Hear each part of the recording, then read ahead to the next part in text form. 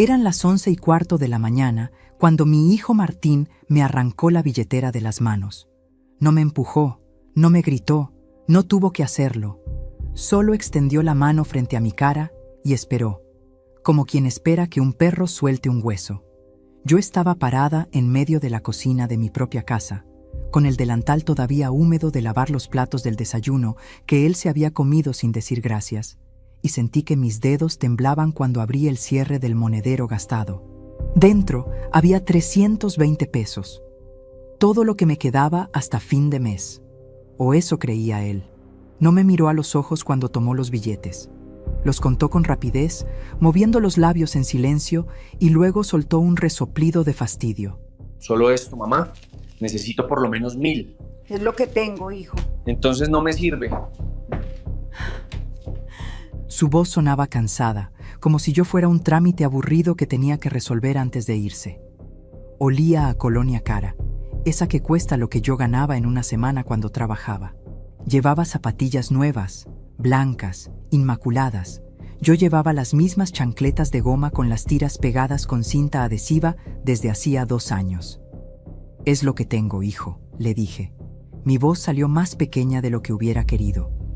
Él dejó los billetes sobre la mesa con un golpe seco y se dio vuelta hacia la puerta. «Entonces no me sirve. Pedile a Lucía o a Roberto, ellos tienen». Y se fue. No cerró con violencia, ni siquiera eso. Simplemente se fue, dejando la puerta entreabierta y una corriente de aire frío que me hizo tiritar a pesar del sol de febrero que entraba por la ventana.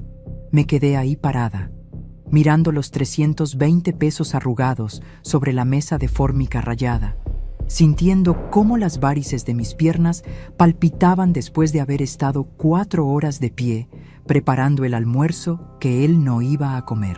61 años. 32 de ellos trabajando en el mismo estudio contable, tecleando facturas hasta que los dedos se me dormían, aguantando humillaciones de jefes que me trataban como un mueble. Y mi propio hijo no podía mirarme a la cara cuando me quitaba el dinero. Pero lo que él no sabía, lo que nadie en mi familia sabía, era que hacía exactamente 47 días yo había recibido una transferencia bancaria de 9 millones de pesos. 9 millones. Una indemnización por despido injustificado que mi abogado había peleado durante 2 años mientras yo sobrevivía limpiando casas y cosiendo ropa ajena. El dinero estaba ahí, quieto, esperando en una cuenta que abrí en otro banco, en otra sucursal, con una chequera que guardaba en el fondo de una lata de galletitas vacía, debajo de mi cama. Y en ese momento, con el sonido de la puerta todavía resonando en mis oídos, tomé una decisión. Ahora mismo, tú que me estás escuchando, quiero que hagas algo por mí. Quiero que me dejes un comentario diciéndome de qué país me escuchas, porque necesito saber que no estoy sola en esto. Necesito saber que hay otras madres, otros padres, otras personas que han sentido esto mismo, el peso de dar y dar y dar hasta que tus propios hijos te miran como si fueras un estorbo. Escríbeme abajo, por favor, solo el nombre de tu país o tu ciudad, para saber que me entiendes, porque lo que voy a contarte ahora es algo que guardé en secreto durante semanas, algo que me rompió el corazón, pero también me salvó la vida. Déjame regresar un poco en el tiempo para que entiendas cómo llegué a ese momento en la cocina, con mi hijo quitándome la billetera como si tuviera derecho a hacerlo. Mi nombre es Patricia Morales. Nací en 1964 en un barrio humilde de Córdoba, en una casa de 3 habitaciones donde vivíamos 7 personas. Aprendí a trabajar antes de aprender a leer.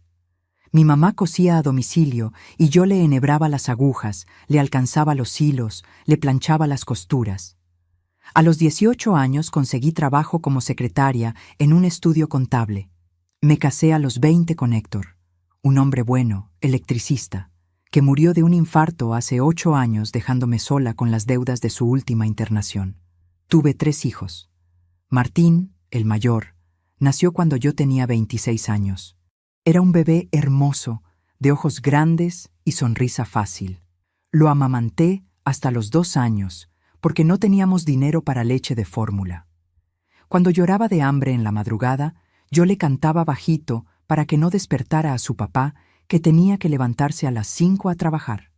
Lucía llegó 3 años después, tranquila y obediente. Roberto fue el último, mi bebé, el que casi me cuesta la vida porque tuve preeclampsia y me internaron 1 mes completo. Los crié con lo que pude.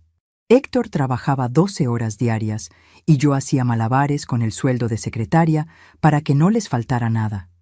Compraba la carne más barata, la que tenía más hueso y grasa, y la cocinaba con papas y zanahorias para que rindiera. Mis hijos comían primero. Yo comía lo que sobraba, parada junto a la pileta, masticando rápido antes de lavar los platos. Usaba la misma ropa durante años. Me teñía el pelo yo misma con tinturas en caja. Nunca me compré una cartera cara. Nunca fui a un salón de belleza. Nunca pedí nada para mí. Martín fue siempre el más difícil. Desde chico quería todo lo que veía en la tele. Zapatillas de marca, videojuegos, bicicletas. Cuando cumplió 15 años, me pidió una fiesta grande, con DJ y luces. Yo trabajé 6 meses de horas extras para pagarla. Me acuerdo que mis pies sangraban dentro de los zapatos de tanto estar parada. Pero ver su cara feliz ese día me hizo pensar que valía la pena. Pero algo pasó después de la adolescencia. Martín dejó 3 carreras universitarias sin terminar. Tuvo trabajos que duraban semanas. Siempre tenía una excusa. El jefe era un idiota. Los compañeros le tenían envidia. El horario no le convenía. Y siempre, siempre, venía a pedirme plata. Primero, eran montos pequeños. Mamá, préstame 1,000 pesos, te los devuelvo la semana que viene. Nunca devolvía. Después fueron montos más grandes.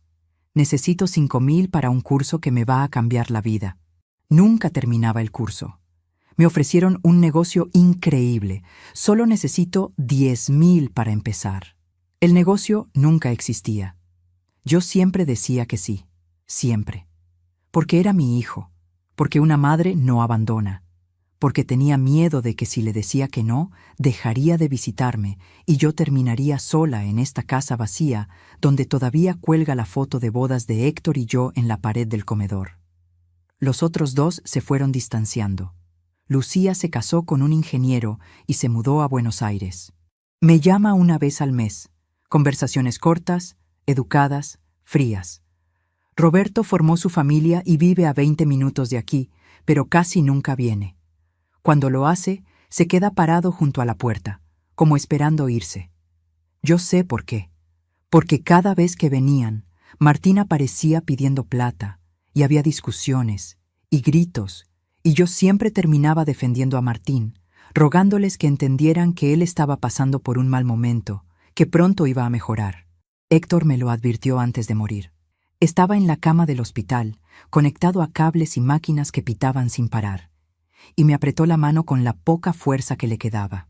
«Patricia», me dijo con la voz ronca, «deja de darle plata a Martín. Lo estás arruinando. Un hombre que no trabaja por lo suyo no es un hombre». Yo le prometí que lo haría, pero no cumplí. Porque después del entierro, Martín lloró en mi hombro como cuando era chico, y yo sentí que si lo soltaba, lo perdería también. Pero en los últimos años, algo cambió. O tal vez siempre fue así y yo no quise verlo. Martín ya no pedía, exigía, ya no prometía devolverme, ni siquiera mencionaba el tema. Llegaba, entraba sin tocar el timbre, abría la heladera como si fuera un hotel y antes de irse, estiraba la mano esperando que yo le diera lo que tuviera. Si yo le decía que no tenía, se enojaba. Me decía que yo era egoísta, que él era mi hijo y tenía derecho a que lo ayudara, que otros hijos tenían padres con plata y él solo me tenía a mí, pobre y tacaña. Hace 6 meses perdí el trabajo. 32 años en el mismo estudio, y el dueño me echó de un día para otro porque contrató a una chica de 22 que cobraba la mitad. Me fui un viernes a las 6 de la tarde con una caja de cartón llena de mis cosas. Una taza de café, un cactus que cuidé durante años, una foto de mis hijos cuando eran chicos. Lloré en el colectivo de regreso a casa. Una señora mayor me ofreció un pañuelo de tela bordado. «Ánimo, hija», me dijo. No sabía mi nombre, pero me trató con más cariño que mi propia familia. Contraté un abogado con los últimos ahorros que me quedaban. Me dijo que tenía un buen caso, que el despido había sido injustificado, que podíamos pelear una indemnización grande. Tardó 2 años. 2 años en los que sobreviví limpiando 4 casas por semana, cosiendo ropa ajena por las noches hasta que los ojos me lloraban de cansancio, vendiendo empanadas los fines de semana en la puerta de la cancha. Martín seguía viniendo a pedir plata. Mamá, sé que estás justa, pero aunque sea 200 pesos. Yo se los daba, aunque significara no comprar mis remedios para la presión. Y entonces, un miércoles de diciembre, sonó el teléfono. Era el abogado. Patricia, ganamos. Te van a depositar 9 millones de pesos. Me senté en el piso de la cocina, con el teléfono todavía en la mano, y me puse a temblar. 9 millones. Era más dinero del que había visto en toda mi vida junta. Era libertad. Era descanso.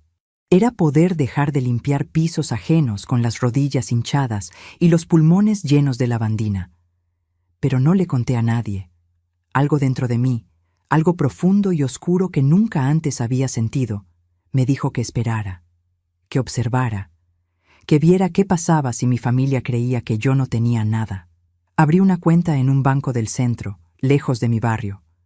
Pedí que no me mandaran nada por correo. Guardé la chequera en una lata de galletitas que escondí debajo de la cama, envuelta en una bolsa de plástico. Y esperé. Durante semanas seguí viviendo como siempre. Seguí limpiando casas. Seguí usando la misma ropa gastada. Seguí comprando lo más barato en el mercado. Y seguí dándole a Martín lo poco que tenía cada vez que venía a pedirme. Pero entonces llegó ese martes de febrero, el día que cambiaría todo. Después de ese incidente con la billetera en la mañana, después de que Martín me arrancara los 320 pesos y me dijera que no le servían, algo dentro de mí se rompió definitivamente. Fui hasta mi cuarto, saqué la lata de galletitas de debajo de la cama, miré la chequera, 9 millones de pesos esperándome, y supe exactamente qué tenía que hacer. Fui hasta mi cuarto, saqué la lata de galletitas de debajo de la cama, miré la chequera, 9 millones de pesos esperándome, y tomé una decisión que cambiaría todo. Esa misma tarde, cuando mis otros 2 hijos llegaron para la cena familiar mensual que yo todavía insistía en hacer aunque casi nadie venía con ganas, me senté en la cabecera de la mesa y les dije, con la voz más calmada que pude: «Hijos, tengo algo que contarles. Perdí el trabajo de limpieza. Ya no tengo ningún ingreso. Estoy en la ruina». La mentira salió de mi boca con una facilidad que me asustó. Perdí el trabajo de limpieza. Ya no tengo ningún ingreso. Estoy en la ruina. Las palabras flotaron en el aire caliente de la cocina, entre el olor del guiso de lentejas que había preparado con lo último que me quedaba en la alacena. O eso creían ellos.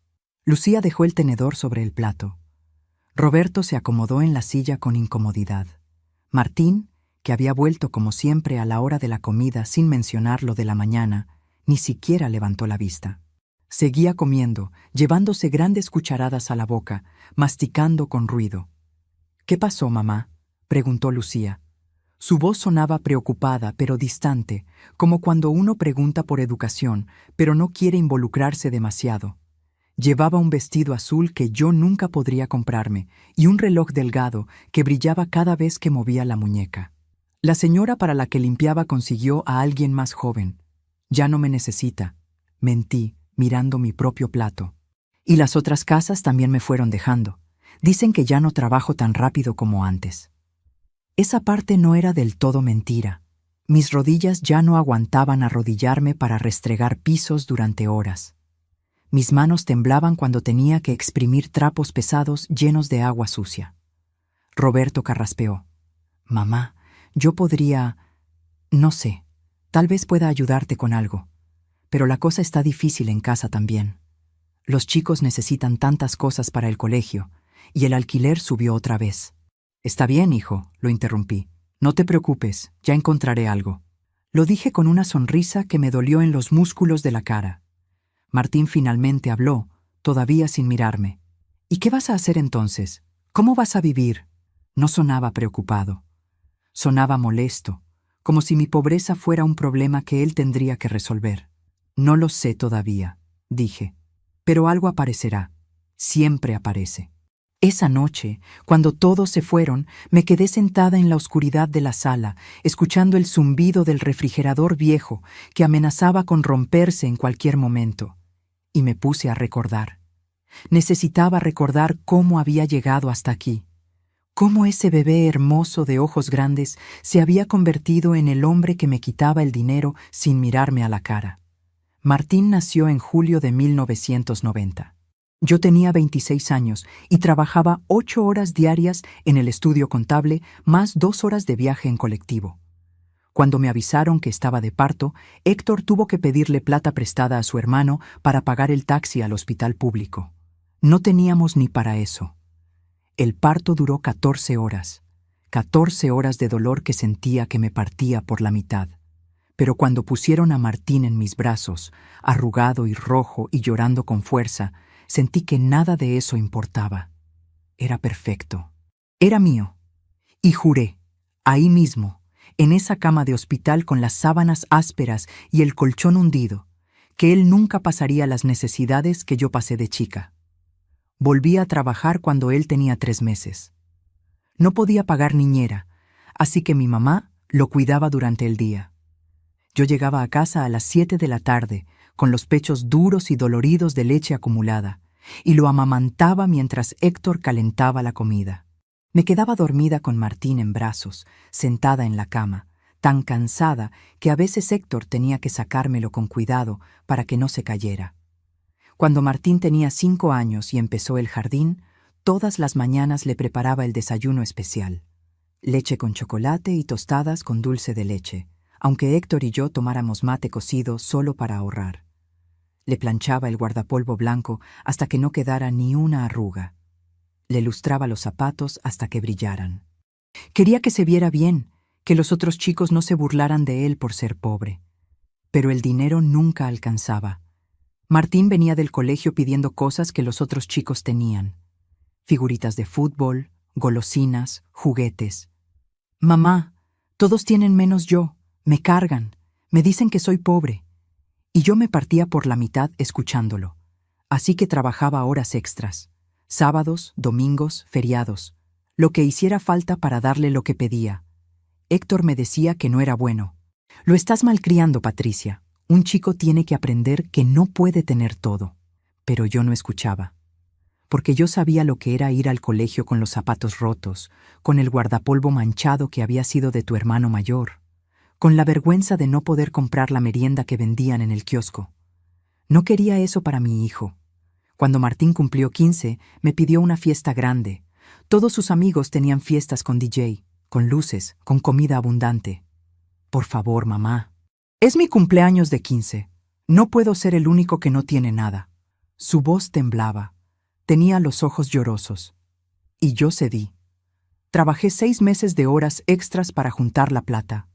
Llegaba a casa a las 10 de la noche con los pies tan hinchados que no me entraban en las chancletas. Me saltaba almuerzos para ahorrar. Le pedí prestado a mi hermana. Saqué un préstamo en el banco con intereses que me tomó 2 años pagar. Pero la fiesta fue hermosa. Martín estaba radiante, rodeado de amigos, bailando, riendo. Cuando apagó las velitas de la torta, me buscó entre la gente y me sonrió. Esa sonrisa me hizo pensar que todo había valido la pena. Al día siguiente, ni siquiera me dio las gracias. Ahí estaba el primer signo. Pero yo no quise verlo. Cuando terminó el colegio secundario, Martín quiso estudiar arquitectura. «Es una carrera cara, mamá. Necesito muchos materiales». Yo le pagué todo. Libros, reglas especiales, una computadora que me costó 1 año de ahorros. Él duró un cuatrimestre. No es lo mío. Los profesores son unos idiotas que no saben enseñar. Después probó con diseño gráfico, después con marketing, después con gastronomía. Nunca terminaba nada. Siempre era culpa de otros. Y yo siempre le creía. Siempre lo defendía cuando Héctor lo enfrentaba. «Déjalo, Héctor. Está buscando su camino. Ya va a encontrar lo suyo». Pero Héctor no se dejaba convencer. «Ese chico tiene 20 y tantos años y nunca trabajó un día en su vida. Vos lo estás hundiendo, Patricia. Un hombre necesita ganarse el pan con su propio esfuerzo o no es nada. Discutíamos por eso. Yo le gritaba que era demasiado duro con Martín, que no entendía lo difícil que estaba la vida para los jóvenes, que las cosas ya no eran como antes. Y Héctor me miraba con esa tristeza cansada en los ojos y me decía: un día te vas a arrepentir de haberle dado todo sin pedirle nada a cambio. Tal vez tenía razón, pero para cuando quise verlo, ya era tarde. Lucía y Roberto fueron diferentes. No porque yo los quisiera menos, sino porque después de Martín ya no me quedaba tanta energía para darles todo. Lucía aprendió a arreglarse sola. Estudiaba en su cuarto hasta tarde, conseguía buenas notas, nunca pedía nada. Roberto era tímido y callado, ayudaba a su papá los fines de semana, juntaba monedas para comprarse sus propias cosas, y yo me sentía culpable por eso. Me sentía culpable porque no les daba lo mismo que a Martín. Entonces trataba de compensar, de estar más presente con él, de darle más atención, más dinero, más de todo, como si el amor se midiera en pesos. Cuando Héctor murió hace 8 años, Martín tenía 27. El velorio fue un viernes lluvioso. Yo estaba sentada en la primera fila de sillas plegables del salón fúnebre, mirando el ataúd de madera barata, sintiendo que se me había acabado el aire. Lucía estaba a mi derecha, llorando en silencio. Roberto a mi izquierda, con la mandíbula apretada tratando de no quebrarse. Martín llegó tarde. Llegó cuando ya casi todos se habían ido. Olía a alcohol. Tenía los ojos rojos, pero no sé si era por llorar o por otra cosa. Se acercó al ataúd, lo tocó un momento y después vino hacia mí. Se arrodilló frente a mi silla y puso su cabeza en mi regazo, como cuando era chico. «Mamá, perdóname. No llegué a tiempo. Perdóname». Y lloró. Lloró con grandes sollozos que le sacudían todo el cuerpo. Y yo le acaricié el pelo y le dije que estaba todo bien, que no pasaba nada. Debí enojarme. Debí decirle que era una falta de respeto. Pero no lo hice, porque en ese momento yo también sentía que se me moría todo, y lo único que podía aferrarme era a mis hijos. Después del entierro vinieron los problemas de plata. Héctor tenía deudas del hospital. La última internación había costado una fortuna. Yo no sabía nada de sus cuentas, él siempre manejaba esos temas. Descubrí que debíamos más de lo que teníamos. Martín me prometió ayudar. «Mamá, voy a conseguir trabajo, te voy a ayudar a pagar todo, no te preocupes». Lo dijo con tanta convicción que le creí. Pero pasaron semanas, meses, y no pasaba nada. Él seguía viviendo en casa, comiendo lo que yo cocinaba, usando los servicios que yo pagaba, y cada vez que yo le preguntaba por trabajo, me decía: «Estoy buscando, mamá, pero está difícil. Mañana voy a dejar currículums». Lucía se había mudado a Buenos Aires con su novio. Roberto acababa de casarse y tenía su propia familia. Yo estaba sola con Martín, limpiando la casa de mi hijo muerto, pagando las deudas de mi esposo muerto y sintiendo que me estaba ahogando. Una noche, Martín entró a mi cuarto. Eran las 2 de la madrugada. Yo no podía dormir, como casi todas las noches desde que Héctor murió. «Mamá, necesito pedirte algo». Se sentó en el borde de mi cama. La luz de la calle que entraba por la ventana le iluminaba medio rostro. «¿Qué pasa, hijo?» «Necesito 3,000 pesos. Me ofrecieron un trabajo, pero necesito comprar ropa adecuada. Tengo una entrevista importante». 3,000 pesos era casi todo lo que me quedaba hasta fin de mes. Pero la esperanza de que consiguiera trabajo me hizo decir que sí. Al día siguiente fui al cajero, saqué la plata, se la di. Él me abrazó fuerte. «Gracias, mamá. No te voy a fallar. Te lo prometo». Nunca hubo ninguna entrevista, y yo nunca le pregunté en qué se había gastado el dinero. Ese fue el segundo signo que ignoré. Los años que siguieron fueron más de lo mismo. Martín pedía, yo daba. Él prometía, nunca cumplía. Y yo justificaba, perdonaba, volvía a dar. Porque tenía miedo. Miedo de que si dejaba de darle, él se iría. Y entonces me quedaría completamente sola en esta casa llena de fantasmas. Pero algo dentro de mí se fue quebrando. Lento, como una pared con grietas que nadie repara hasta que un día se derrumba toda. Cada vez que Martín tomaba mi plata sin agradecerme, cada vez que se iba sin cerrar la puerta, cada vez que me gritaba cuando yo no tenía para darle, cada vez que lo veía con zapatillas nuevas mientras yo usaba las mías rotas. Y entonces, ese martes de febrero, cuando me quitó la billetera de las manos y me dijo que 320 pesos no le servían, algo dentro de mí se rompió del todo. Decidí hacer el experimento. Decidí mentirles a todos que estaba en la ruina para ver qué pasaba, para ver quién realmente se preocuparía por mí y no por mi dinero. La primera semana fue tranquila. Nadie vino a visitarme. Lucía me llamó un día. Conversación de 5 minutos. ¿Cómo estás, mamá? ¿Conseguiste algo de trabajo? Le dije que no. Ella me dijo que me mandaba ánimo y cortó. Roberto me mandó un mensaje de texto. Ma, acordate que podés contar conmigo. Cualquier cosa, avísame. No volvió a escribir. Martín vino el jueves, a la hora del almuerzo, como siempre. Entró sin tocar. ¿Qué hay de comer? Yo había preparado fideos con salsa. Nada más. No había plata para carne, le dije. Él comió en silencio, mirando el teléfono. Terminó, dejó el plato en la pileta sin lavar, y cuando estaba por irse le dije, Martín, necesito pedirte algo. Se dio vuelta. Me miró con impaciencia. Necesito que me prestes 2,000 pesos. Tengo que comprar remedios y no me alcanza. Él soltó una risa corta, sin humor. Mamá, yo estoy peor que vos. No tengo nada. Y se fue. 2,000 pesos. Yo le había dado cientos de miles a lo largo de los años, y él no podía prestarme 2,000. Me senté en la silla de la cocina y lloré. Lloré con rabia, con vergüenza, con algo que no sabía si era tristeza o alivio. Porque finalmente, después de tantos años, estaba viendo la verdad sin velos. Esa noche, cuando me fui a dormir, saqué la lata de galletitas de debajo de la cama. Abrí la chequera. 9 millones de pesos. Suficiente para vivir bien el resto de mi vida. Suficiente para ayudar a quien realmente lo mereciera. Suficiente para irme lejos si quisiera. Pero todavía no había terminado de observar. Necesitaba ver más. Necesitaba estar completamente segura antes de tomar cualquier decisión. La segunda semana decidí subir la apuesta. Llamé a Martín por teléfono. Le dije que necesitaba ayuda urgente, que no tenía para pagar la luz y me la iban a cortar. Que si él no podía darme la plata, al menos viniera a acompañarme a hablar con la compañía eléctrica, a ver si me daban un plan de pagos. Mamá, estoy ocupado, me dijo. Anda vos. Total, solo tenés que pedir un plan, no es tan difícil. Hijo, tengo miedo de ir sola. No entiendo bien esos trámites. ¿Podés acompañarme aunque sea? Silencio del otro lado. Después un suspiro cansado. Bueno, mamá, si tanto te complica, anda y después me contás cómo te fue. Yo de verdad no puedo. Colgó.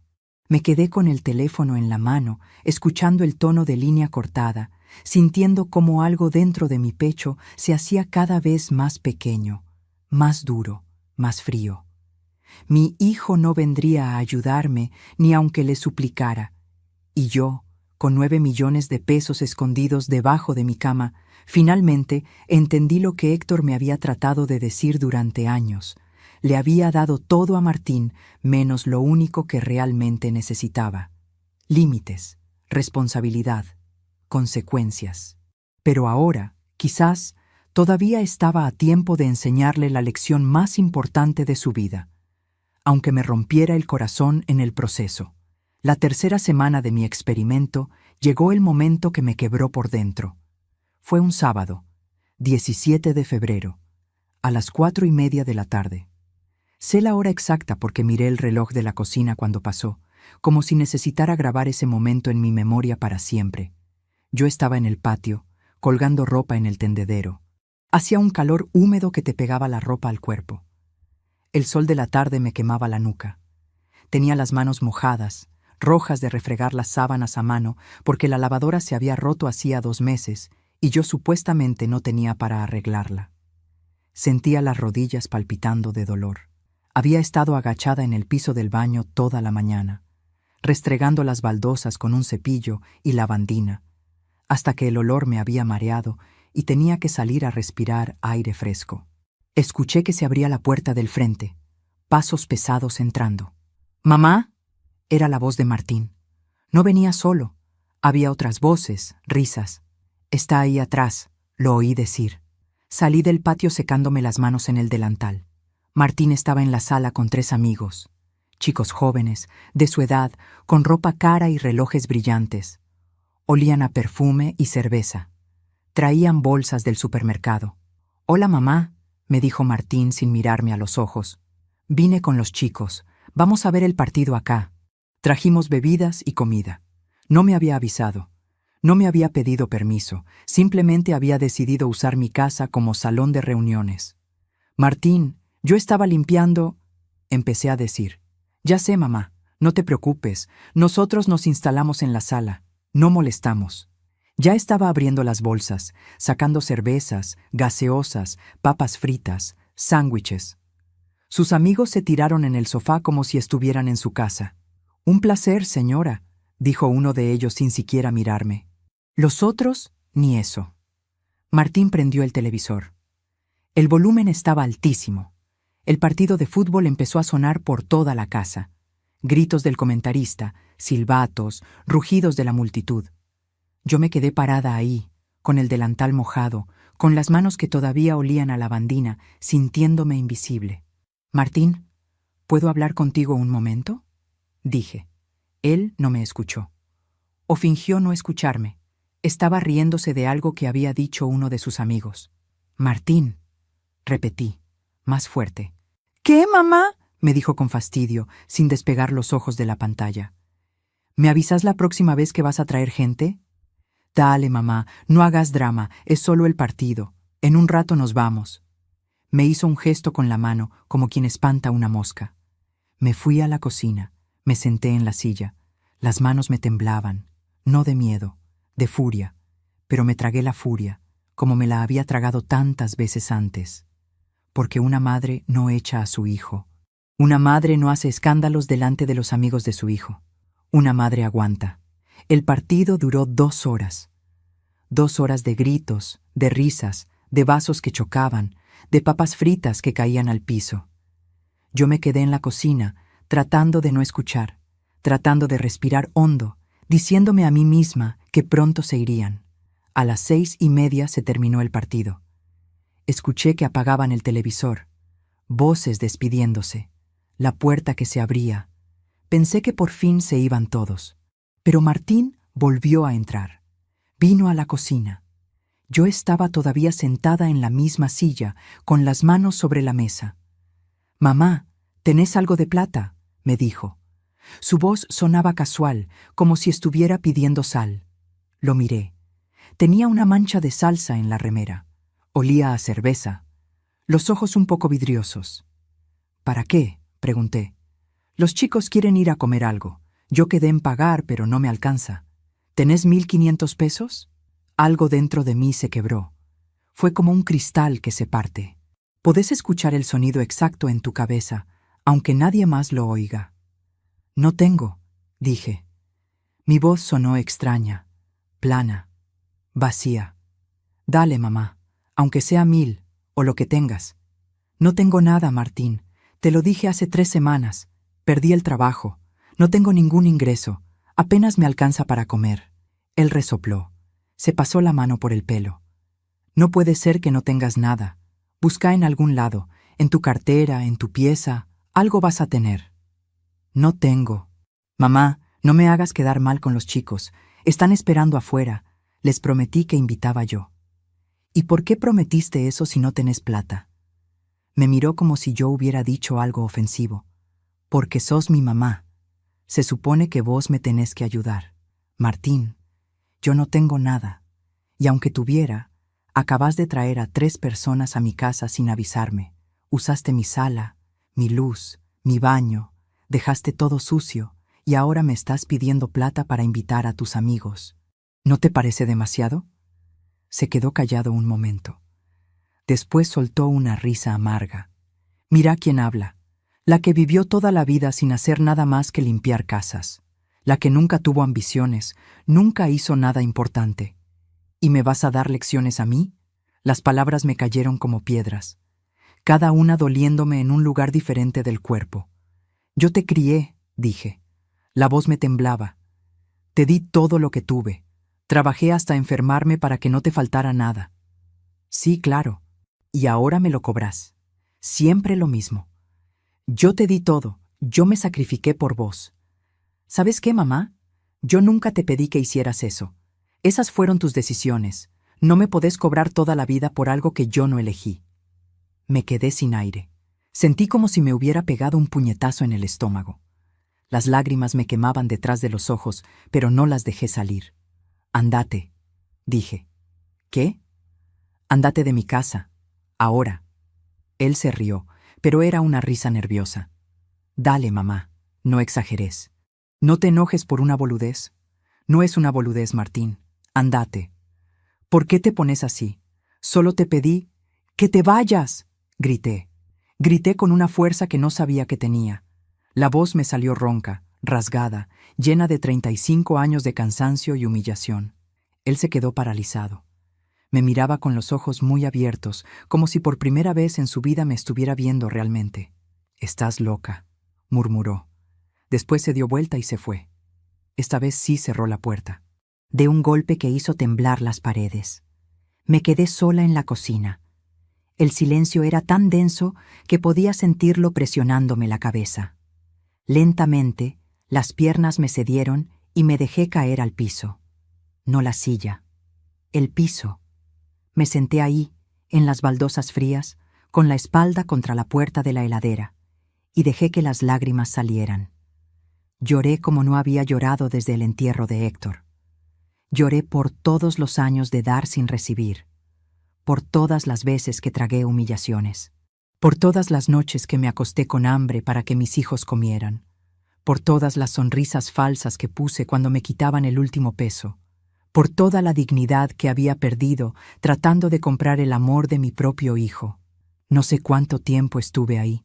El sol se fue poniendo y la cocina se llenó de sombras. Mis huesos crujían cada vez que me movía.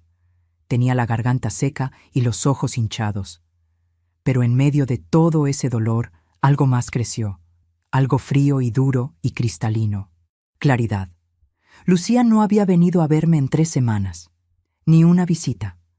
Roberto me mandaba mensajes cortos, promesas vacías, pero tampoco aparecía.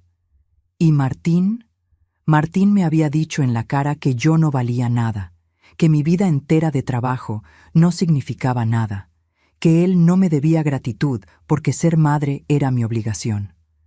3 hijos, 35 años de sacrificio, y ninguno de ellos estaba ahí cuando supuestamente más los necesitaba.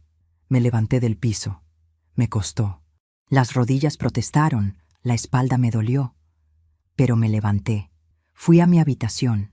Saqué la lata de galletitas de debajo de la cama, la puse sobre la colcha gastada. La abrí. Ahí estaba la chequera.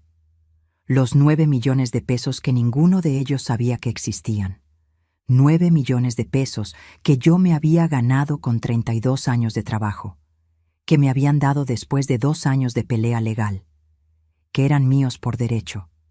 Y en ese momento tomé la decisión. Basta. Hasta aquí. No más. No más dar sin recibir.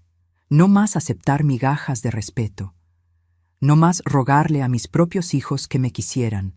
Si el dinero era lo único que les importaba, entonces el dinero sería la herramienta que usaría para enseñarles la última lección. Me senté en el borde de la cama. Saqué de la mesita de luz una libreta vieja y una lapicera, y empecé a escribir. No un testamento, no todavía. Algo más inmediato, un plan. Primero, dejar de responder cuando Martín viniera a pedir cosas. No darle nada. Ni comida, ni plata, ni explicaciones. Silencio. Segundo, llamar a Lucía y a Roberto.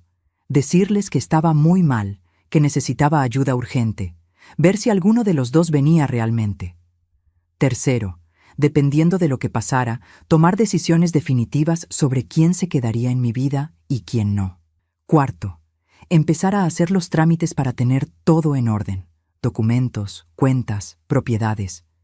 Yo no era dueña de esta casa. La alquilaba desde que Héctor murió, pero tenía algunos ahorros además de los 9 millones. Tenía algunas joyas de mi mamá. Tenía decisiones que tomar sobre a quién dejarle qué. Y quinto, el más importante, no decirle a nadie todavía sobre el dinero. Dejar que creyeran que estaba en la ruina por 2 semanas más. Observar, tomar notas, ver quién realmente se preocupaba por mí como persona y no por lo que podía sacarme. Escribí todo eso con letra temblorosa. Cuando terminé, arranqué la hoja, la doblé y la guardé en el bolsillo del delantal. Después fui al baño. Me lavé la cara con agua fría. Me miré en el espejo. Tenía los ojos rojos e hinchados, ojeras profundas, arrugas que no me había dado cuenta cuándo habían aparecido, el pelo canoso despeinado. Parecía una mujer de 80 años, no de 61, pero en esos ojos cansados había algo nuevo, algo que brillaba como un cuchillo bajo la luz. Determinación. Esa noche no cené, no tenía hambre. Me acosté temprano, pero no pude dormir. Me quedé mirando el techo, escuchando los sonidos de la noche. Un perro ladrando a lo lejos, el zumbido del transformador de luz de la esquina, el tráfico ocasional de la avenida. Y en mi cabeza, una y otra vez, las palabras de Martín, la que vivió toda la vida sin hacer nada más que limpiar casas, la que nunca tuvo ambiciones, nunca hizo nada importante. Él tenía razón en algo. Yo nunca había hecho nada importante. Había vivido para otros, para mi mamá, para mi esposo, para mis hijos, nunca para mí. Pero eso estaba por cambiar. Al día siguiente, domingo, me levanté a las 7 de la mañana. Me vestí con mi mejor ropa, que no era mucho, un vestido simple de color azul que había comprado hacía 5 años para el casamiento de Roberto. Me peiné con cuidado. Me puse los aros de plata que Héctor me había regalado en nuestro aniversario número 10. A las 9, tomé el colectivo al centro. Fui a una escribanía que había buscado en las páginas amarillas. Toqué el timbre. Me atendió una señora de mi edad, con lentes y una sonrisa amable. «Buenos días. Necesito asesoramiento legal», le dije. «Quiero hacer un testamento. Y quiero saber cuáles son mis derechos sobre mi propio dinero si mis hijos trataran de reclamarlo». La señora me hizo pasar, me ofreció un café y me explicó, con paciencia, todo lo que yo necesitaba saber. 2 horas después, salí de esa oficina con una carpeta llena de papeles, un turno para la semana siguiente y algo que no había sentido en años: poder. El juego había comenzado, y esta vez yo era quien ponía las reglas. El lunes por la mañana empecé a mover las piezas de mi plan. Me levanté a las 6, cuando todavía estaba oscuro afuera. Preparé mate y me senté en la mesa de la cocina con la carpeta que me había dado la escribana. Leí cada papel con cuidado, aunque tuviera que usar los lentes de leer que me hacían doler la cabeza después de un rato. Aprendí cosas que nunca había sabido. Aprendí que yo podía disponer libremente de mi dinero, que nadie, ni siquiera mis hijos, tenían derecho a exigirme nada mientras yo estuviera viva y en pleno uso de mis facultades. Aprendí que podía hacer un testamento dejando todo a quien yo quisiera, que podía cambiar ese testamento las veces que me diera la gana, que el poder era mío, no de ellos. Esa revelación me cayó como agua fría en la cara. Toda mi vida había creído que una madre tenía la obligación de dar todo a sus hijos, que negarles algo era ser mala madre, que mi dinero, mi tiempo, mi vida entera les pertenecía por derecho de nacimiento. Pero no era así. Yo les debía amor, educación, techo y comida hasta que fueran adultos. Después de eso, lo que yo les diera era regalo, no obligación. Y los regalos se dan a quien los merece, a quien los valora, a quien te trata con respeto. A las 9 de la mañana hice la primera llamada. Marqué el número de Lucía. Sonó 4 veces antes de que contestara. «Hola, mamá». Su voz sonaba apurada, como siempre. De fondo se escuchaban bocinas, ruido de tráfico. Estaba en la calle. «Lucía, hija, necesito hablar con vos». «¿Qué pasa? Estoy yendo al trabajo. ¿Es urgente?» «Es importante», dije. «Necesito que vengas a verme. Pronto». Hubo un silencio. «Mamá, Sabes que está complicado. No puedo viajar a Córdoba así nomás. El pasaje es caro y en el trabajo no me dan franco tan fácil. Lucía, por favor, estoy muy mal. Hace 3 semanas que te dije que perdí el trabajo y no viniste ni una vez. Te llamé, mamá, y te mandé mensajes. No es lo mismo. Necesito verte. Necesito hablar con vos en persona. Otro silencio, más largo. Mamá, ¿pasó algo grave? ¿Estás enferma? Dudé un momento. Podía decirle que sí, inventar una enfermedad, obligarla a venir. Pero decidí no mentir más de lo necesario. No estoy enferma, pero estoy sola, y necesito a mis hijos. Bueno, voy a ver qué puedo hacer. Capaz el fin de semana que viene. Este fin de semana, Lucía, el sábado, a las 3 de la tarde, acá en casa, es importante. Algo en mi tono debe haberla asustado porque se quedó callada. Después dijo, «Está bien, mamá, voy a ir». «Gracias, hija». Colgué antes de que pudiera cambiar de opinión. Inmediatamente llamé a Roberto. Él contestó al segundo tono. «Hola, ma. Roberto, necesito que vengas el sábado a las 3. Voy a hacer una reunión familiar. Tiene que estar Lucía, tiene que estar Martín y tenés que estar vos». «¿Qué pasó?» Sonaba preocupado de verdad. «Nada grave, pero necesito que estén todos. Es importante. Por favor, no me falles». «Dale, ma. Voy a estar». «¿Querés que lleve algo? ¿Necesitas que te ayude con algo antes?» Esa simple pregunta me hizo sentir un nudo en la garganta. Roberto, el más callado, el que menos atención había recibido, era el único que preguntaba si yo necesitaba algo. «No, hijo, solo necesito que vengas, y que no le digas a nadie de qué se trata, ni a tu hermano ni a tu hermana». «Está bien, ahí voy a estar». Cuando colgué, me quedé con el teléfono en la mano, mirando por la ventana de la cocina. El sol ya estaba alto. La parra del vecino se mecía con la brisa. Una paloma picoteaba migas en el patio. Ahora faltaba Martín, pero a él no iba a llamarlo. A él iba a dejar que viniera solo, como siempre hacía, esperando encontrar comida y dinero. Los días siguientes fueron extraños. Seguí con mi rutina de siempre. Me levantaba temprano, limpiaba la casa aunque no hiciera falta, iba al mercado a comprar lo mínimo. Pero había algo diferente en mí, una calma fría que nunca había sentido, como si me hubiera puesto una armadura invisible que me protegía de todo. Martín vino el martes. Eran las 12:30. Entró como siempre, sin tocar. «Mamá, ¿qué hay de comer?» Yo estaba en mi cuarto, guardando los papeles de la escribana en una caja que pensaba llevar al banco. Salí al pasillo. Lo miré. Él estaba en la cocina, abriendo la heladera. «No hay nada», le dije. Él se dio vuelta. «¿Cómo que no hay nada?» «No hay comida, Martín. No tengo plata para comprar». «Siempre decís lo mismo y siempre hay algo». Siguió revisando. Encontró un pedazo de queso, 2 tomates, medio paquete de fideos. «Haceme algo con esto». «No». Se quedó paralizado. Me miró como si no entendiera. «¿Qué?» «Que no, no te voy a cocinar. Si querés comer, cocinátelo vos mismo. O anda a tu casa y cocina ahí». «Mamá, ¿qué te pasa? ¿Todavía estás enojada por lo del sábado?» «No estoy enojada, estoy cansada». «Bueno, ya está. Yo también estoy cansado, no voy a discutir». Agarró el queso y los tomates, se los puso bajo el brazo y se fue sin cerrar la heladera. La puerta quedó abierta, goteando aire frío. Yo me quedé mirándola hasta que el motor empezó a chirriar, y recién entonces la cerré. El miércoles no vino. El jueves tampoco. El viernes a la noche me llamó. «Mamá, ¿podés prestarme 3,000 pesos? Es urgente». «No».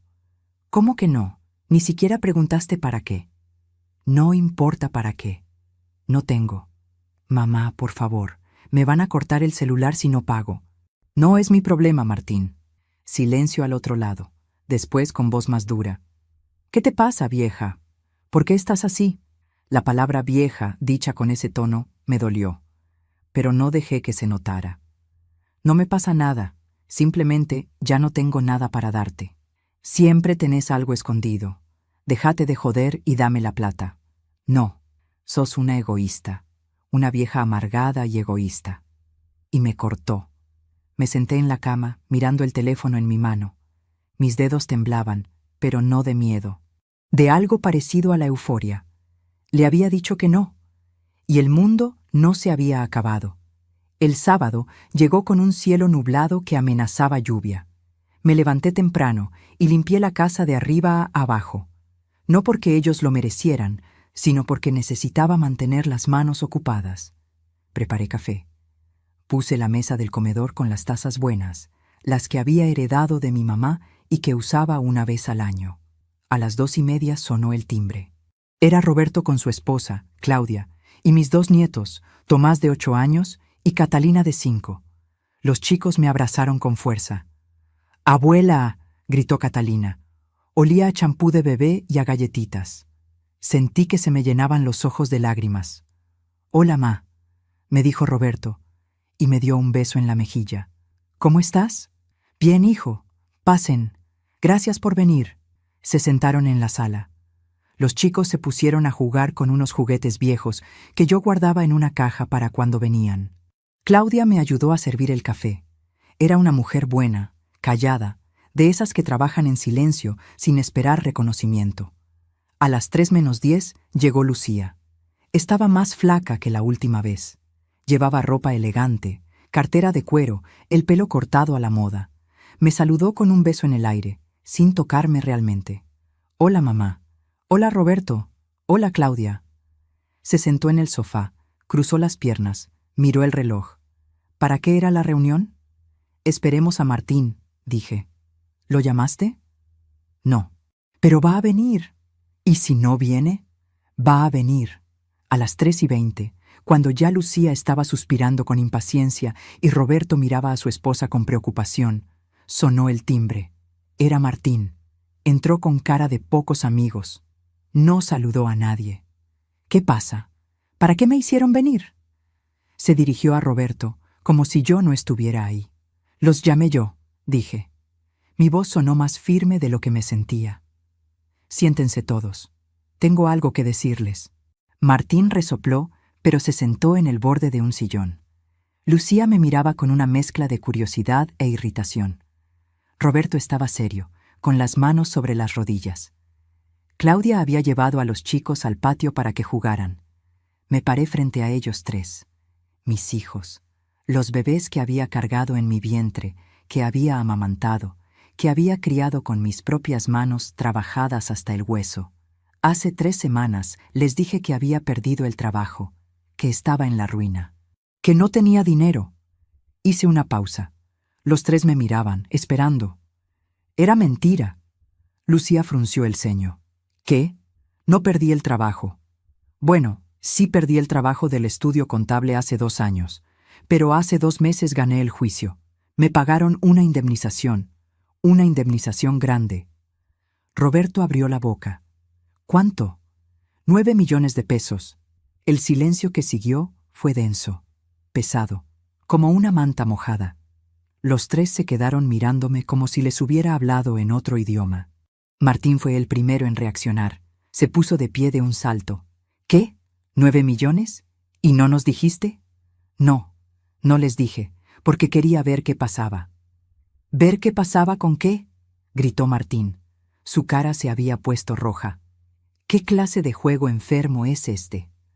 No es un juego, es un experimento. Quería ver quién de ustedes realmente se preocupaba por mí. ¿Quién venía a visitarme cuando creían que no tenía nada? ¿Quién me ofrecía ayuda sin esperar nada a cambio? Lucía se paró también. «Eso es manipulación, mamá. Eso es horrible». ¿Horrible? ¿Sabes qué es horrible, Lucía? Que hace 3 semanas que no venías a verme, que me llamaste una vez en todo este tiempo, que cuando te pedí que vinieras me dijiste que el pasaje era caro. Porque tengo mi vida, mamá. Tengo trabajo, tengo responsabilidades. Y yo soy tu madre. Pero eso no cuenta, ¿verdad? Roberto seguía sentado. Estaba pálido. Yo te mandé mensajes. Te ofrecí ayuda. Lo sé, hijo. Vos fuiste el único que preguntó qué necesitaba. El único que se ofreció. Lo miré con ternura. Él bajó la mirada, incómodo con la atención. Martín se acercó a mí. Estaba temblando de rabia. Entonces, todo esto fue una mentira para hacernos quedar mal, para humillarnos. No, Martín, fue para mostrarles la verdad de cómo me tratan, de cómo vos me tratas. ¿Yo? ¿Qué hice yo? ¿En serio me preguntas eso? La voz me salió más alta de lo que quería. Vos viniste 3 veces en estas 3 semanas, las 3 veces a buscar comida o plata. Nunca preguntaste cómo estaba, nunca te ofreciste a ayudarme. Cuando te pedí que me prestaras 2,000 pesos para remedios, me dijiste que no tenías. Cuando te pedí que me acompañaras a la compañía de luz, me dijiste que estabas ocupado. Me tratás como si fuera un cajero automático, Martín. Y cuando el cajero está vacío, ni siquiera te molestás en mirarme a los ojos. Porque vos siempre me diste todo, me acostumbraste a eso, y ahora me lo cobrás. No te lo cobro, te lo muestro. Te muestro que durante 35 años yo di y di y di, y vos recibiste y recibiste y recibiste sin dar nada a cambio. Ni gratitud, ni respeto, ni siquiera tu tiempo. ¿Y qué querés? ¿Que me arrodille y te dé las gracias por hacer lo que se supone que una madre tiene que hacer? No. Quiero que entiendas que ser madre no significa ser esclava. Que yo también soy una persona, que merezco respeto, que merezco dignidad. Él soltó una risa amarga. ¿Dignidad? Vos no tenés dignidad, mamá. Viviste toda tu vida limpiando pisos, aguantando humillaciones, sin hacer nada importante. Y ahora porque tenés unos pesos, te crees que sos alguien. Esa frase otra vez. La misma que me había dicho hacía una semana. Pero esta vez no me dolió tanto. Porque finalmente entendí que esas palabras decían más de él que de mí. Tenés razón, dije con calma. Yo no hice nada importante. Solo te di la vida. Solo te crié. Solo trabajé hasta enfermarme para que vos pudieras tener todo. Solo sacrifiqué mi juventud, mi salud, mis sueños por vos. Pero tenés razón, eso no es nada importante. Martín apretó los puños. Por un momento pensé que iba a pegarme, pero Roberto se paró y se puso entre nosotros. Ya está, Martín, cálmate. No me digas que me calme. Esta loca nos estuvo mintiendo durante semanas. Tiene 9 millones de pesos y nos hizo creer que estaba en la calle. Porque quería ver quién realmente la quería, dijo Roberto en voz baja. Y ahora lo sabemos. Martín lo miró con furia. Después me miró a mí. Después a Lucía, que estaba parada junto a la ventana con los brazos cruzados y la cara pálida. ¿Entonces qué? ¿Ahora nos vas a castigar? ¿Nos vas a desheredar? ¿Es eso? No lo sé todavía, dije. Y era verdad. Pero sí sé algo. Sé que las cosas van a cambiar, que yo voy a cambiar, y que ustedes van a tener que decidir si quieren ser parte de mi vida o no. Pero si eligen quedarse, va a ser con respeto, con gratitud, con reciprocidad. Porque yo ya no voy a aceptar menos de lo que merezco. El silencio que siguió fue roto por el llanto de Catalina afuera. Claudia entró corriendo. Se calló, pero está bien, dijo. Miró nuestras caras, el ambiente tenso y agregó. «Roberto, ¿nos vamos?» Roberto me miró. Yo asentí. «Está bien, hijo, gracias por venir». Él se acercó, me dio un abrazo. Fue breve, torpe, pero sincero. Hablamos después, ma. Lucía también se fue, sin decir nada. Solo tomó su cartera y salió por la puerta con paso rápido, los tacos repiqueteando en el piso. Martín se quedó. Estaba parado en medio de la sala, con los puños todavía apretados, respirando fuerte. ¿Algo más que quieras decir?, le pregunté. Me miró con odio. Odio puro. Sos una basura, una vieja resentida que se cree mejor que todos por tener unos pesos. Pero seguís siendo lo que siempre fuiste. Una limpiadora de mierda sin educación. Cada palabra diseñada para herirme, para hacerme sentir pequeña, para ponerme en mi lugar. Pero yo ya no estaba en ese lugar. Puede ser, dije, pero esta limpiadora de mierda sin educación tiene 9 millones de pesos y una decisión que tomar sobre su vida. Así que ahora, Martín, te voy a pedir que te vayas de mi casa. Y no vuelvas hasta que puedas tratarme con el respeto que merezco. No necesito tu plata ni tu respeto, me las arreglo solo. Perfecto, entonces probá. Se fue dando un portazo que hizo temblar los vidrios. Yo me quedé sola en mi sala, rodeada del eco de los gritos, sintiendo las piernas temblorosas y el corazón latiéndome en los oídos. Me senté en el sofá, puse las manos sobre las rodillas y respiré hondo. Lo había hecho. Había dicho todo lo que tenía que decir. Había plantado límites por primera vez en mi vida. Y aunque me dolía, aunque sentía como si me hubieran arrancado un pedazo del alma, también sentía algo más: libertad. Los días que siguieron a la reunión familiar fueron los más silenciosos de mi vida. El teléfono no sonó. Nadie vino a tocar mi puerta. Era como si me hubiera vuelto invisible. Pero por primera vez en décadas, ese silencio no me asustaba. Era un silencio que yo había elegido. Un silencio que tenía límites claros, no el silencio del abandono, sino el de la decisión. El lunes fui al banco. Pedí hablar con un asesor financiero. Me atendió un muchacho joven, de traje y corbata, que al principio me habló como si yo no entendiera nada. Señora, le voy a explicar en términos simples. Tuve que interrumpirlo. Joven, entiendo perfectamente. Trabajé 32 años en un estudio contable. Solo necesito que me asesore sobre inversiones seguras para mi edad. Se puso colorado y cambió el tono. 2 horas después salí de ahí con un plan. Parte del dinero en un plazo fijo, parte en bonos del gobierno, parte en una cuenta de ahorro que me daba intereses mensuales. Suficiente para vivir bien sin trabajar nunca más. Suficiente para ayudar a quien yo quisiera. Suficiente para sentirme segura. Después fui a una inmobiliaria. Esta casa que alquilaba desde hacía 8 años no era mía. La dueña podía echarme cuando quisiera. Quería algo propio, algo que nadie pudiera quitarme.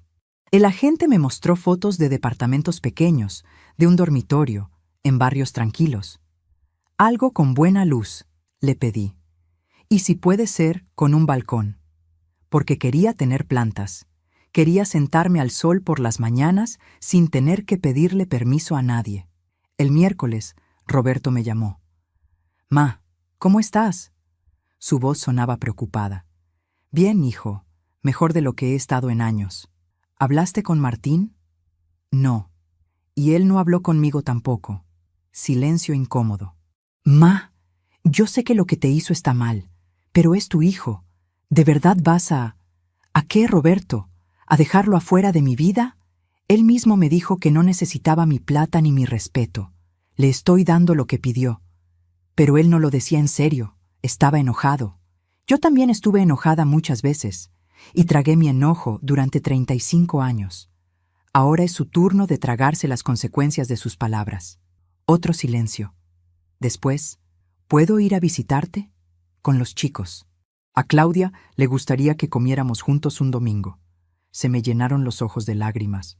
Me encantaría, hijo. ¿El domingo que viene? Perfecto. Y Roberto, gracias por preguntar. El jueves me crucé con la señora Elisa, mi vecina de toda la vida. Nos encontramos en el mercado. Ella estaba comprando verduras, igual que yo. Nos saludamos y empezamos a conversar mientras hacíamos fila para pagar. «¿Cómo está tu hijo?», me preguntó. «Hace días que no lo veo por acá». «Está bien», dije. No quería dar explicaciones. «Ay, Patricia, vos siempre tan buena con ese muchacho. Yo le digo a mi hija que ojalá fuera tan paciente como vos». Me palmeó el brazo con afecto. Antes me hubiera sentido orgullosa de esa frase. Ahora me daba tristeza, porque ser paciente había sido solo otro nombre para dejarme humillar. «Elisa», le dije, «a veces una madre tiene que aprender a decir que no, aunque duela». Me miró sorprendida. Después asintió despacio. «Tenés razón, hija. Tenés razón». El viernes por la tarde recibí un mensaje de Lucía. Era largo, escrito con cuidado. «Mamá, he estado pensando mucho en lo que pasó el sábado. Tenés razón en muchas cosas. Yo me alejé. Me concentré tanto en mi vida, en mi trabajo, en mi matrimonio, que me olvidé de que vos seguías acá, sola. No fue intencional, pero eso no lo hace menos doloroso para vos. Quiero que sepas que lo lamento y quiero intentar estar más presente. Si me dejas. Te quiero. Lucía. Leí el mensaje 3 veces. Las palabras sonaban sinceras, pero también habían pasado solo 6 días desde que se enteró del dinero. No sabía si su arrepentimiento era genuino o si tenía miedo de perder su parte de la herencia.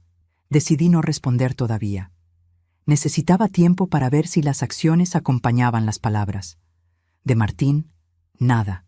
Ni una llamada, ni un mensaje, ni siquiera para insultarme.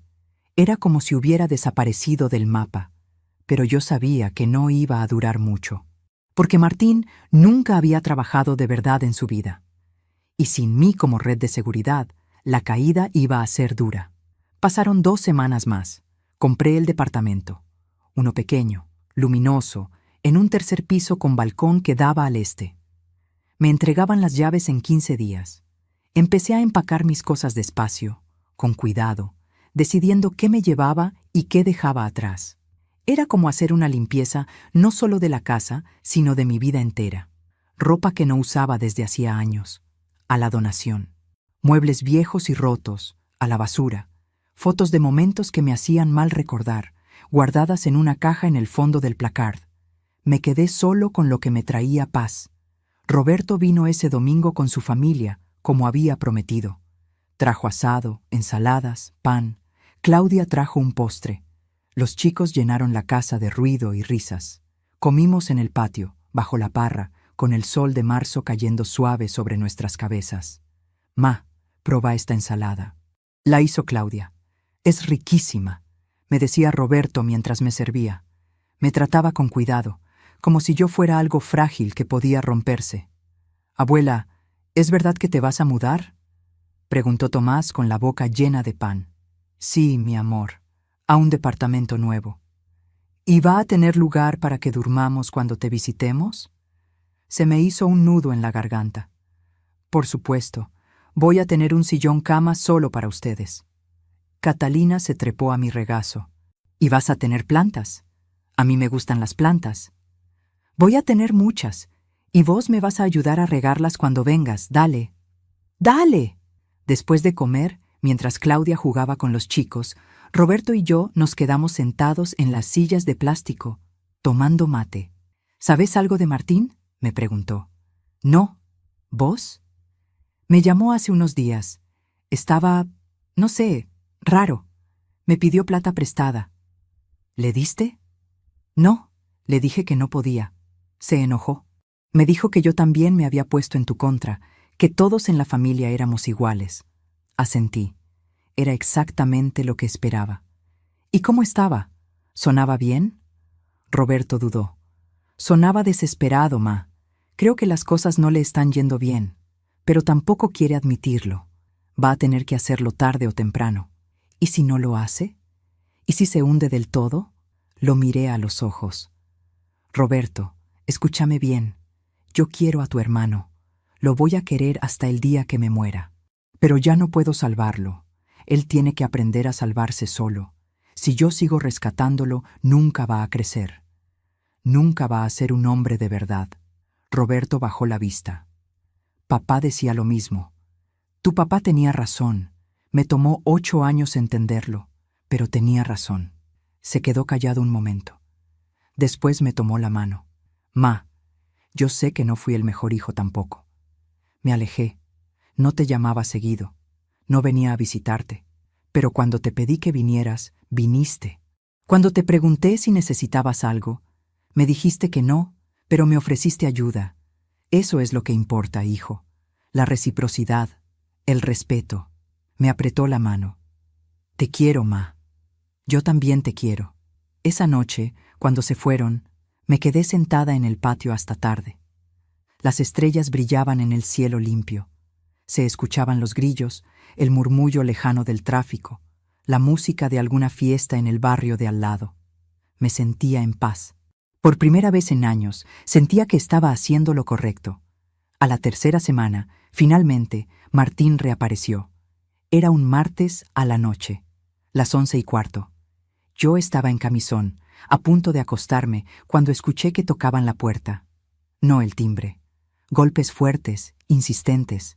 Fui hasta la puerta sin abrir. ¿Quién es? Soy yo, mamá. Abrí. La voz de Martín, pero sonaba diferente, cansada, rota. Abrí la puerta con la cadena puesta. Él estaba del otro lado, bajo la luz amarilla del farol de la calle. Tenía el pelo despeinado, barba de varios días, ojeras profundas. Las zapatillas blancas que tanto presumía estaban sucias y gastadas. Llevaba la misma ropa que la última vez que lo vi. ¿Qué querés, Martín? Tengo que hablar con vos. Son las 11 de la noche. Por favor, mamá, 5 minutos. Dudé, pero algo en su voz, en su postura encorvada, me hizo abrir la puerta. Entró despacio, como si le doliera caminar. Se sentó en la silla de la cocina sin que yo lo invitara. Puso los codos sobre la mesa y se cubrió la cara con las manos. ¿Qué pasó?, pregunté, manteniéndome de pie, manteniendo la distancia. Todo, pasó todo. Su voz sonaba ahogada. Me echaron del lugar donde estaba viviendo. No pagué el alquiler. Los amigos que me prestaban plata ya no me dan más. No tengo nada. No tengo dónde dormir. ¿Y tu novia? ¿Esa chica con la que estabas el año pasado? Me dejó. Cuando le dije que no tenía plata, me dejó. Me quedé callada. Parte de mí quería abrazarlo, decirle que todo iba a estar bien, que se quedara acá conmigo. Pero otra parte, la parte que había aprendido a poner límites, sabía que eso sería un error. ¿Y qué querés que haga yo?, pregunté. Levantó la cara. Tenía los ojos rojos. Déjame quedarme acá unos días, hasta que me acomode. ¿Cómo te vas a acomodar si nunca en tu vida trabajaste de verdad? Voy a buscar trabajo, lo prometo. Ya lo prometiste antes, Martín, 1000 veces, y nunca cumpliste. Esta vez es diferente. ¿Por qué? ¿Porque ahora sí no tenés opción? Se quedó callado. Martín, dije con voz suave pero firme, yo te quiero. Sos mi hijo y siempre te voy a querer. Pero no puedo seguir siendo tu salvavidas. No puedo seguir permitiendo que uses mi casa, mi comida, mi dinero como si fuera tuyo por derecho. Pero soy tu hijo, y yo soy tu madre, no tu esclava, no tu banco, no tu sirvienta. ¿Entonces qué? ¿Me vas a dejar en la calle? No, te voy a dar una oportunidad, una sola. Fui hasta mi cuarto. Saqué de la lata de galletitas 2 billetes de 5,000 pesos. Volví a la cocina. Los puse sobre la mesa. Esto es para que alquiles una pieza por un mes. Y para que compres comida. Nada más. No te voy a dar más dinero. No te voy a dejar vivir acá. Si querés cambiar tu vida, tenés que hacerlo vos mismo. Conseguir trabajo, pagarte tus cosas, ser responsable. Me miró como si no pudiera creerlo. ¿10,000 pesos? ¿Tenés 9 millones y me das 10,000 pesos? Es más de lo que vos me diste cuando te pedí ayuda. Es más de lo que merezco darte considerando cómo me trataste. Sos una basura, dijo con voz temblorosa. Una vieja basura que se cree Dios porque tiene plata. Puede ser, pero es mi plata, y vos vas a tener que aprender a vivir sin ella. Agarró los billetes, se los metió en el bolsillo y se paró. No te olvides de esto. Cuando seas vieja y estés sola y enferma, no te olvides de cómo me trataste hoy. No voy a olvidarme. Así como nunca voy a olvidarme de cómo vos me trataste durante 35 años. Se fue sin cerrar la puerta. Otra vez. Yo la cerré, pasé la llave, corrí la cadena. Me apoyé contra la madera fría y cerré los ojos. Las lágrimas corrían por mis mejillas, pero no eran lágrimas de debilidad. Eran lágrimas de liberación. Había hecho lo correcto. Lo sabía en lo profundo de mi alma. Aunque doliera. Aunque me partiera el corazón. 2 días después, me mudé al departamento nuevo. Roberto me ayudó con las cosas. Lucía me mandó flores y una tarjeta que decía, para tu nuevo comienzo. Con amor. Era un gesto pequeño, pero era algo. La primera noche en mi propio lugar, me senté en el balcón con una taza de té. Había comprado una planta de jazmín que ya estaba floreciendo. El olor dulce llenaba el aire tibio de la noche. Las luces de la ciudad brillaban abajo. Se escuchaban bocinas lejanas, voces, vida, y yo estaba sola. Pero no me sentía sola. Me sentía libre. El sábado siguiente, Roberto vino con su familia para la cena inaugural. Lucía también vino, desde Buenos Aires, con una botella de vino y disculpas sinceras en los ojos. Cocinamos juntos en mi cocina nueva. Nos sentamos en la mesa pequeña que había comprado. Comimos, reímos, los chicos corrieron por el departamento gritando de alegría. Y cuando sirvieron el postre, Claudia levantó su vaso. Por Patricia, por su valentía, por su nuevo comienzo. Todos brindaron, incluso Catalina con su vaso de jugo. Y yo miré a mi alrededor, a estas personas que habían elegido estar conmigo, no por mi dinero, sino por mí. Y supe que finalmente, después de 61 años, había encontrado mi lugar en el mundo. Un lugar donde yo ponía las reglas. Un lugar donde yo era la dueña de mi propia vida. Han pasado 8 meses desde aquella noche que Martín salió de mi vida con 10,000 pesos en el bolsillo y veneno en las palabras. 8 meses desde que me mudé a este departamento pequeño que huele a jazmines y a libertad. 8 meses desde que decidí que mi vida me pertenecía a mí y a nadie más. Hoy es octubre, un sábado tibio de primavera. Son las 10 de la mañana y estoy en el balcón regando mis plantas. Tengo 12 ahora.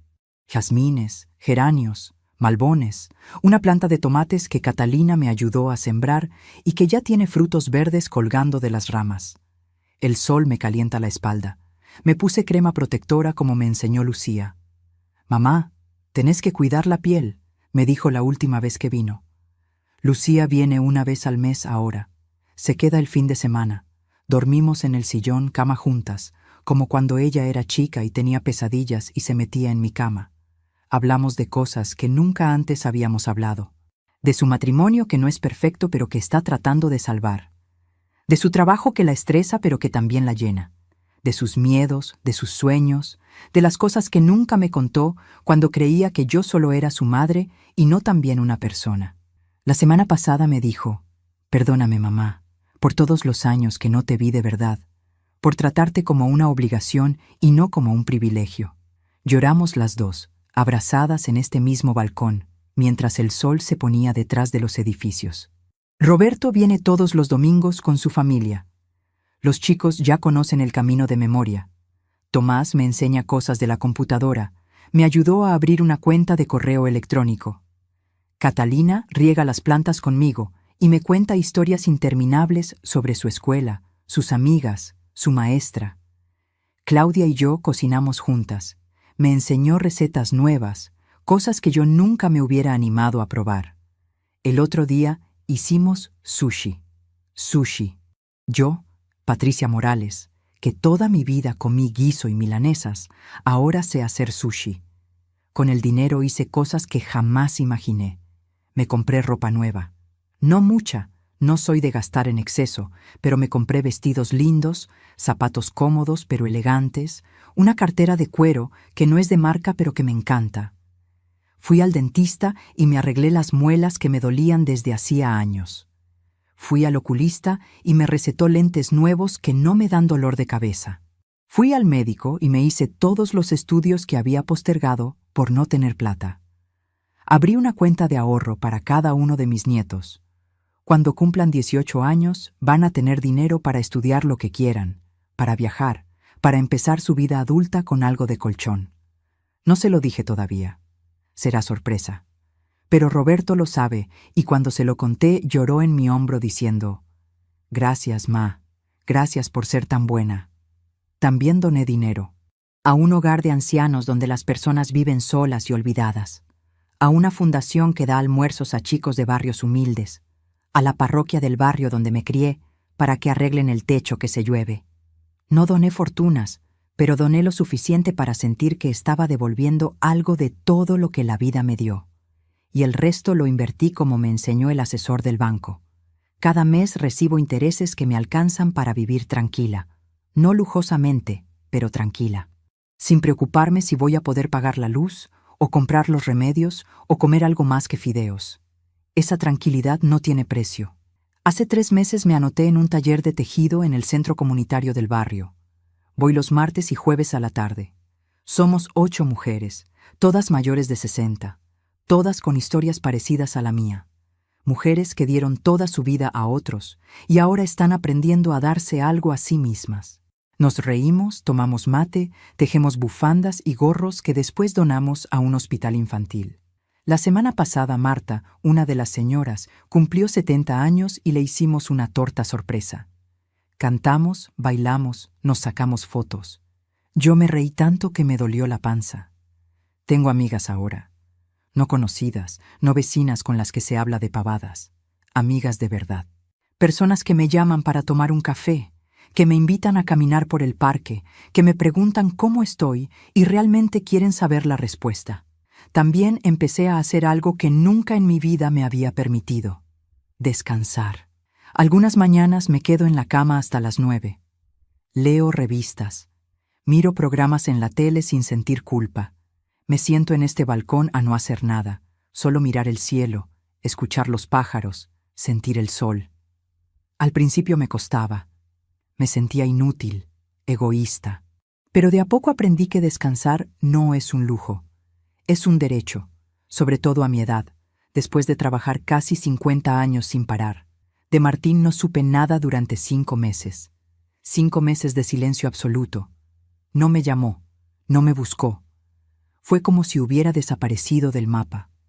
Roberto me contaba cosas de vez en cuando, que lo había visto trabajando en una estación de servicio, que estaba viviendo en una pensión barata, que se veía cansado, más flaco, más viejo. Cada vez que escuchaba eso, sentía una punzada en el pecho, porque soy su madre y una nunca deja de serlo. Pero también sabía que esto era necesario, que si yo lo rescataba una vez más, todo habría sido en vano. Hasta que hace 3 semanas, un miércoles a las 5 de la tarde, tocaron el timbre. Abrí el portero eléctrico. ¿Quién es? Soy yo, mamá. La voz de Martín, pero diferente, suave, cansada, sin ese tono de exigencia que siempre tenía. Subí, dije después de dudar un momento. Esperé en la puerta del departamento. Escuché sus pasos en la escalera, lentos, pesados. Cuando llegó al 3er piso estaba sin aire. Se había engordado un poco, pero se veía saludable. Llevaba ropa simple, limpia, el pelo corto. No olía a perfume caro, olía a jabón común. Nos miramos en silencio durante varios segundos. «Hola, mamá», dijo finalmente. «Hola, Martín. ¿Puedo pasar?» Me hice a un lado. Entró despacio, mirando el departamento. «Está lindo», dijo. «Gracias». Yo se sentó en el sofá cuando lo invité. Yo me senté en la silla del frente, mantuve la distancia. «No vine a pedirte nada», dijo de entrada, como si hubiera ensayado las palabras. «Vine a decirte algo». Esperé en silencio. «Tenés razón, en todo». Bajó la mirada. «Soy un inútil. Toda mi vida fui un inútil. Me la pasé culpándote a vos, culpando a papá, culpando al mundo por mis fracasos. Pero la verdad es que el problema siempre fui yo». No dije nada. Necesitaba escuchar más. «Cuando me diste esos 10,000 pesos y me dijiste que no me ibas a ayudar más, te odié. Te odié con toda mi alma. Pensé que eras la peor madre del mundo». Se rió sin humor. «Me gasté la plata en 2 semanas, alquilé una pieza inmunda, comí lo más barato que encontré, y cuando se terminó no tenía a nadie a quien acudir. Ningún amigo me prestaba, ninguna novia me aguantaba. Roberto me dijo que no. Lucía ni siquiera me contestó los mensajes. Hizo una pausa. Se frotó la cara con las manos. Tuve que conseguir trabajo, trabajo de verdad. Entré a una estación de servicio, turno noche, de 11 de la noche a 7 de la mañana. Atender borrachos, limpiar baños, cargar nafta con frío, con calor, con lluvia.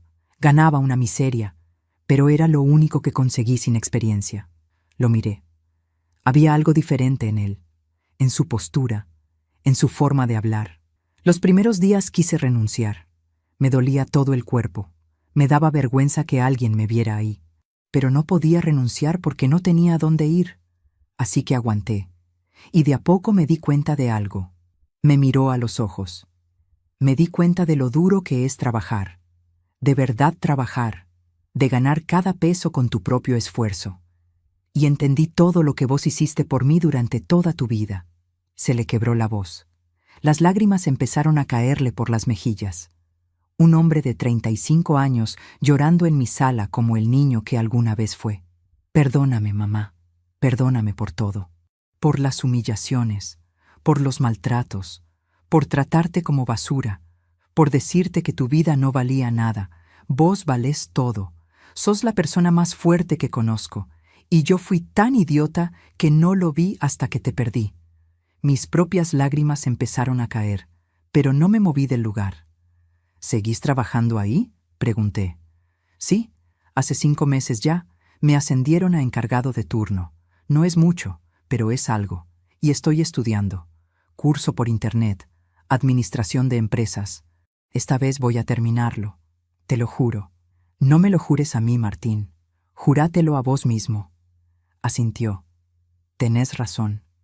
Nos quedamos en silencio un rato largo. Afuera se escuchaban los ruidos de la tarde. Chicos jugando en la calle, un vendedor ambulante ofreciendo sus productos, la vida siguiendo su curso. No te voy a pedir que me perdones ya, dijo finalmente. Sé que no me lo merezco, pero quiero que sepas que estoy cambiando, de verdad, y que si me das la oportunidad, me gustaría volver a ser tu hijo. No el hijo que te saca plata, el hijo que te visita porque te quiere, el hijo que te ayuda cuando lo necesitas, el hijo que te hace sentir orgullosa. Lo miré durante largo tiempo, buscando mentiras en sus ojos, buscando manipulación, pero solo vi cansancio y algo parecido a la humildad. Está bien, dije finalmente, pero va a ser de a poco, con límites, con respeto. Y si volvés a tratarme mal, aunque sea una sola vez, se terminó para siempre. ¿Entendés? Entiendo. Podés venir a visitarme. Podemos tomar un café, charlar, pero nada de plata, nada de favores, nada de aprovecharte. No quiero tu plata, mamá. Quiero tu perdón. Eso es lo único que quiero. Me levanté. Me acerqué a él. Puse mi mano sobre su cabeza como hacía cuando era chico. El perdón hay que ganárselo, hijo. Con acciones, no con palabras. Él asintió. Tomó mi mano. La besó. Te prometo que lo voy a hacer. Te lo prometo. No sé si va a cumplir. No sé si realmente cambió o si va a volver a caer en sus viejos patrones. Pero esta vez voy a entrar con los ojos abiertos, sin expectativas exageradas, sin sacrificar mi paz por él, porque aprendí que amar no significa destruirse por el otro. Ahora, cuando miro hacia atrás a esa Patricia de hace 8 meses, que lloraba en el piso de la cocina sintiendo que su vida no valía nada, casi no la reconozco. Esa mujer que vivió 60 años creyendo que su único valor estaba en lo que podía dar a otros, que se dejó humillar, maltratar, vaciar, con tal de no quedarse sola. Aprendí que estar sola no es lo peor que te puede pasar. Lo peor es estar rodeada de gente que te hace sentir sola, que te usa, que te desvaloriza, que te quita pedazos de alma hasta que ya no sabes quién sos. Aprendí que el dinero no compra amor, pero sí te puede mostrar quién realmente te ama y quién solo ama lo que puede sacarte. Es una lección dura, una lección que duele, pero necesaria. Aprendí que poner límites no te hace mala madre, te hace sabia, te hace fuerte. Y le enseña a tus hijos la lección más importante que pueden aprender, que tienen que ganarse las cosas, que tienen que respetar a los demás, que nadie les debe nada por el simple hecho de existir. Aprendí que nunca es tarde para empezar de nuevo, que a los 61 podés mudarte, hacer amigas, aprender cosas nuevas, descubrir quién sos cuando no estás definiéndote por otros, que la vejez no es el final, es solo otra etapa, y puede ser hermosa si la vivís en tus propios términos. Y aprendí, sobre todo, que yo merezco respeto, que yo merezco dignidad, que mi vida, aunque fue simple, aunque fue humilde, tuvo valor, porque crié 3 hijos, porque trabajé 50 años, porque sobreviví pérdidas, humillaciones, pobreza, y seguí adelante. Eso no es poco, eso es todo. Ahora te quiero hablar a vos, que me estás escuchando del otro lado. Quiero que sepas que si estás pasando por algo parecido, no estás solo, no estás sola. Hay miles de nosotros, padres, madres, abuelos, abuelas que dieron toda su vida y ahora se sienten vacíos, que tienen hijos que solo los buscan cuando necesitan algo, que se sienten culpables por poner límites, que tienen miedo de quedarse solos si dicen que no. Pero escúchame bien, poner límites no es egoísmo, es supervivencia, es amor propio, es enseñarles a tus hijos a ser personas de bien. Porque un hijo que no aprende a respetar a sus padres no va a respetar a nadie. Si mi historia te tocó el corazón, si te identificaste aunque sea con una parte, te pido que me dejes un me gusta. Que te suscribas a este canal para seguir escuchando historias como esta. Que compartas este video con alguien que lo necesite escuchar. Porque a veces una historia puede cambiar una vida. La mía cambió. Y la tuya también puede hacerlo. Y si querés, déjame un comentario contándome tu propia historia, porque tu historia también importa. Tu dolor también es válido. Y juntos, compartiendo nuestras experiencias, nos hacemos más fuertes. Yo soy Patricia Morales. Tengo 61 años. Fui secretaria durante 32 años. Limpié casas, crié 3 hijos. Perdí un esposo. Gané una batalla legal. Puse límites por primera vez en mi vida. Y aprendí que nunca, nunca es tarde para recuperar tu dignidad. Gracias por escucharme. Y recordá, vos también mereces respeto. Vos también mereces ser valorado. No importa tu edad, no importa cuánto diste. Lo que importa es lo que haces de ahora en adelante. Cuídate mucho. Ponete primero. Y no tengas miedo de decir que no, porque tu vida también importa.